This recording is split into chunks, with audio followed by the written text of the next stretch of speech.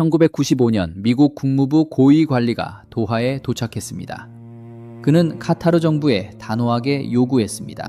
하마스 사무소를 즉시 폐쇄하라고. 카타르 측은 고개를 끄덕였습니다. 그리고 사무소를 폐쇄하지 않았습니다.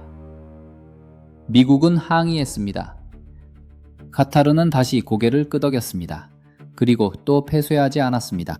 지금 이 순간에도 그 사무소는 도하 한복판에 존재합니다. 미국의 최대 중동 군사기지, 차로 30분 거리에. 그런데 아무도 카타르를 응징하지 못했습니다. 왜일까요?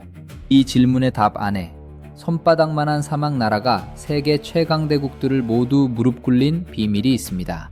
지금부터 그 이야기를 시작하겠습니다. 자, 이제 이 나라가 어떻게 태어났는지부터 들여다보겠습니다. 1960년대 이전의 카타르는 지도에서 찾기조차 힘든 곳이었습니다. 아라비아 반도 동쪽 끝으로 손가락처럼 뻗어나온 작은 반도.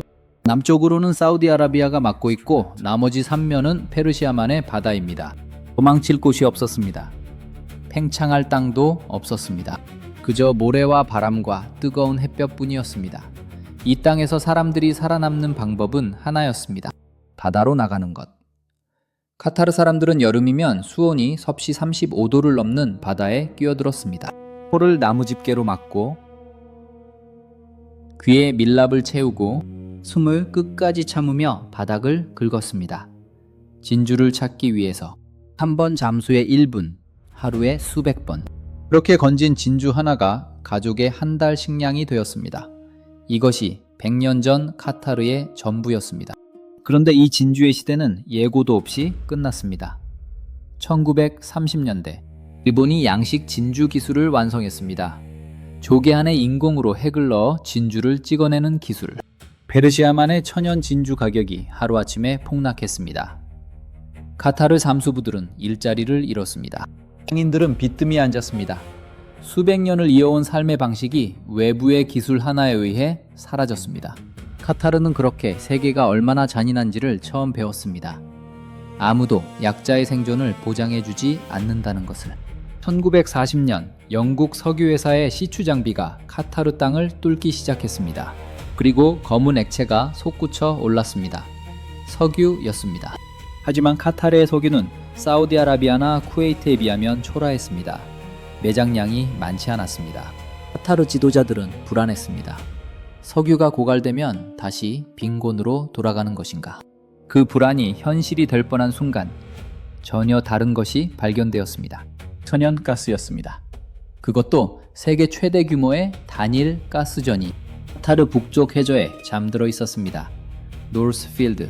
이 가스전 하나의 매장량이 전 세계가 수십 년을 쓰고도 남을 규모였습니다.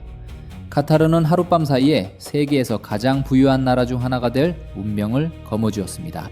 그런데 바로 이 순간부터 진짜 문제가 시작됩니다. 돈이 생기면 안전해질 것 같습니다.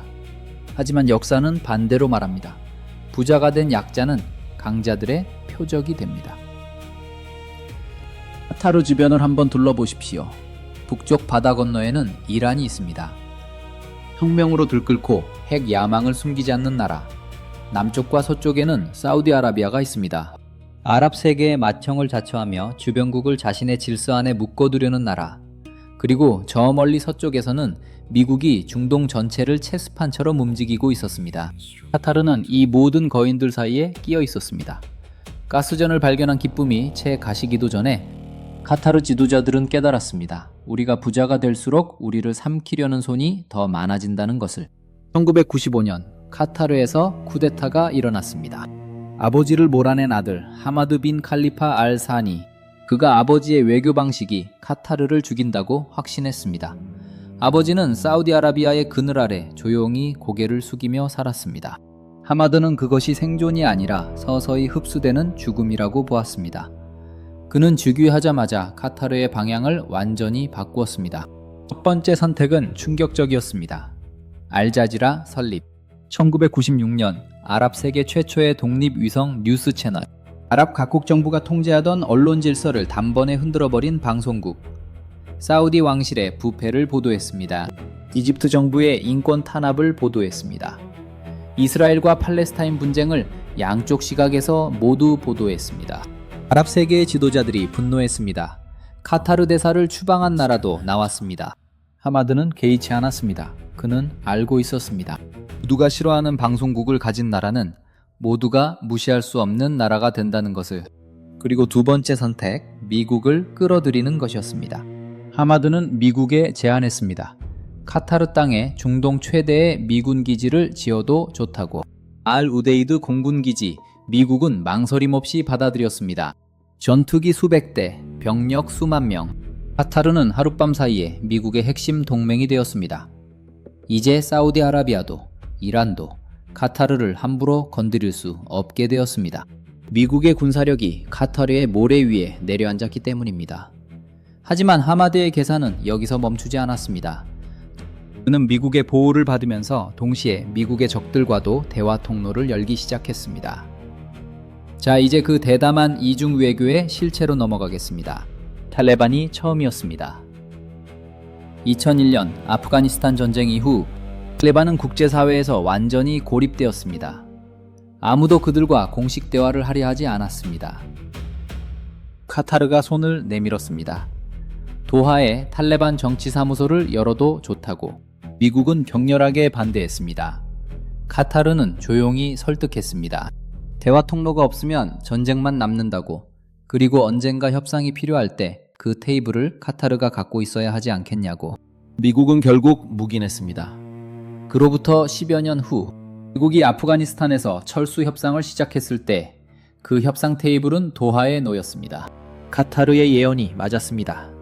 하마스도 마찬가지였습니다. 2000년대 초반 하마스는 팔레스타인 가자 지구를 장악했습니다. 이스라엘은 하마스를 테러 단체로 규정했습니다. 미국도 유럽도 같은 입장이었습니다. 그러나 카타르는 달랐습니다. 하마스 지도부를 도하로 초청했습니다. 사무소 설립을 허용했습니다. 이스라엘은 분노했습니다. 미국은 항의했습니다. 카타르는 같은 논리를 반복했습니다. 당신들이 싫어하는 사람들과 대화할 통로가 필요한 날이 반드시 온다고. 그 날이 왔습니다. 2023년 10월 하마스가 이스라엘을 기습 공격했습니다. 이스라엘이 가자 지구를 전면 공격했습니다. 인질 협상이 필요해졌습니다. 이스라엘은 하마스와 직접 대화할 수 없었습니다. 미국도 공식적으로는 테러 단체와 협상할 수 없었습니다. 세계가 카타르를 찾았습니다. 도하에 협상 채널이 열렸습니다. 카타르 외무장관이 이스라엘 측과 만나고 다음 날 하마스 지도부와 만났습니다. 세계가 숨을 죽이고 도하를 바라보았습니다. 이것이 우연이 아니었습니다. 수십 년에 걸쳐 치밀하게 쌓아온 카타르의 전략이었습니다. 그런데 이 전략에는 언제나 그림자가 따라다닙니다. 2017년 6월 사우디아라비아, 아랍에미리트, 바레인, 이집트 네 나라가 동시에 카타르와 단교를 선언했습니다. 국경을 폐쇄했습니다. 하늘길을 막았습니다. 바닷길을 막았습니다. 카타르는 사실상 봉쇄 상태가 되었습니다. 이유는 단 하나였습니다. 카타르가 이란과 너무 가깝다는 것, 하마스 같은 급진 세력을 지원한다는 것, 알자지라가 아랍 각국 정부를 흔들어 놓는다는 것. 요구 조건은 13가지였습니다. 알자지라를 폐쇄하라. 이란과의 관계를 끊어라. 하마스 사무소를 닫아라. 카타르는 거부했습니다. 단 하나도 받아들이지 않았습니다. 봉쇄는 3년 넘게 이어졌습니다. 카타르 국민들은 갑자기 슈퍼마켓에서 식료품이 사라지는 것을 경험했습니다. 국로로 들어오던 물자가 하루아침에 끊겼기 때문입니다. 카타르는 버텼습니다. 이란이 영공을 열어주었습니다. 터키가 군대를 보내주었습니다. 카타르는 봉쇄 속에서도 무너지지 않았습니다. 2021년 1월 봉쇄가 풀렸습니다. 카타르는 단 하나도 양보하지 않고 버텼습니다. 그리고 세계는 다시 한번 확인했습니다. 이 작은 나라가 얼마나 단단한 계산 위에 서 있는지를. 하지만 이 줄타기에는 대가가 있습니다. 끊임없는 긴장, 언제 터질지 모르는 위기, 그리고 가장 근본적인 질문. 모두의 친구가 되려는 나라는 결국 아무의 진정한 친구도 아닌 것이 아닐까요? 지금 이 순간에도 도하의 밤은 환합니다. 사막 위에 세워진 유리와 강철의 도시.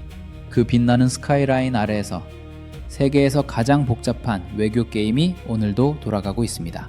우림은 지금까지 긴 여정을 함께 걸어왔습니다. 진주를 캐던 잠수부들의 이야기에서 땅 속에서 솟구친 가스의 이야기로, 그리고 그 가스가 만들어낸 전략의 이야기로 카타르는 약소국의 운명을 거부했습니다. 고개를 숙이는 대신 테이블을 만들었습니다. 복종하는 대신 모두에게 쓸모있는 존재가 되었습니다. 그런데 여기서 우리는 불편한 질문 하나와 마주하게 됩니다.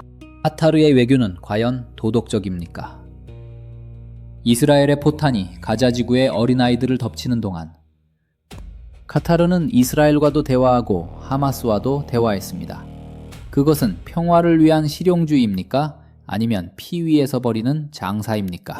이 질문에 쉽게 답할 수 있는 사람은 없습니다. 카타르를 비판하는 사람들은 말합니다. 당신들은 중재자가 아니라 방관자라고. 테러 조직의 사무소를 내어주고 국제 질서를 흔들었다고 카타르를 옹호하는 사람들은 말합니다. 대화 통로가 없었다면 더 많은 사람이 죽었을 것이라고. 협상 테이블이 존재한다는 것 자체가 총성이 멈출 가능성을 열어두는 것이라고. 누가 옳습니까? 역사는 아직 답을 내리지 않았습니다. 하지만 한 가지는 분명합니다. 카타르가 없었다면 2023년 가자지구 인질협상은 시작조차 되지 않았을 것입니다. 그 협상으로 풀려난 인질들이 있습니다. 가족의 품으로 돌아간 사람들이 있습니다. 그것이 카타르 외교의 가장 구체적인 성과입니다. 동시에 그 협상이 진행되는 동안에도 가자지구에서는 매일 수백 명이 죽어갔습니다. 그것이 카타르 외교의 가장 불편한 현실입니다. 줄타기는 아름다워 보입니다. 균형을 잡는 기술은 경이롭습니다. 하지만 줄 아래에서 타오르는 불꽃은 줄타기 꾸는 균형과 상관없이 계속 타오릅니다. 카타르는 지금 그 불꽃 위에서 걷고 있습니다. 언제까지 버틸 수 있을까요? 그 줄이 끊어지는 날, 세계는 어떤 풍경을 맞이하게 될까요? 역사는 언제나 우리에게 같은 질문을 던집니다. 힘없는 자가 살아남으려면 무엇을 버려야 하는가? 그리고 무엇을 버리는 순간 살아남은 것이 더 이상 자기 자신이 아니게 되는가? 카타르의 줄타기는 오늘도 끝나지 않았습니다. 그리고 그 줄 위에서 흔들리는 것은 어쩌면 카타르만이 아닐지도 모릅니다. 약소국으로 태어나 강대국들 사이에서 살아남아야 했던 모든 나라의 이야기이기도 합니다.